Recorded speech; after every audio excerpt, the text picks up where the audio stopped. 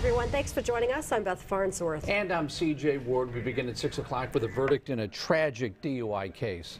A jury today convicted a Camarillo man of driving drunk and killing a sheriff's deputy.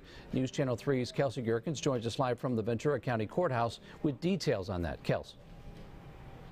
Beth and CJ, it has now been 2 years since Eugene Kostyuchenko was killed.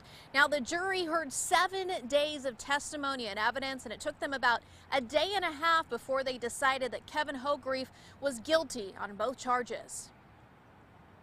A man accused of killing a Ventura County Sheriff's deputy has now been convicted in the death of Eugene Kostyuchenko. A jury finding him guilty of second-degree murder and felony fleeing the scene of an accident. It's been a very, very difficult 2 years. We have had to bite our tongue and wait and wait. There have been needless delays over and over and over again for no good cause. But today, justice is finally served. Fairness has happened. Prosecutors say Kevin Hogrefe was driving drunk with a blood alcohol level nearly 3 times the legal limit when he struck and killed Ventura County Sheriff's Deputy Kostyuchenko at the Lewis Road 101 freeway on-ramp in Camarillo. Eugene was out that night trying to stop drunk drivers when he was ambushed by a drunk driver. It certainly doesn't bring him back. It certainly doesn't fix his widow's life or the family's life. But there is some justice for actions that were taken in a very negligent way by Mr. Hogrefe.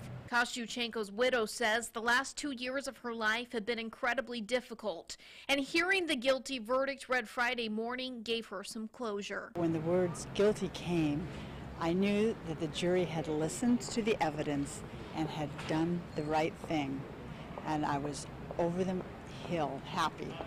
And everybody else was. And the tears just started to flow. I couldn't prevent them. After the verdict was read, Hogrefe was taken into custody where he will be held without bail until sentencing. Hogrefe's father says his family feels for the deputy's family, and they all wish that night 2 years ago never happened. He feels horrible. He feels shattered. He is processing it as best he can, but he feels in his heart that he wished he could make it better, and he'll do everything he can every day to do that.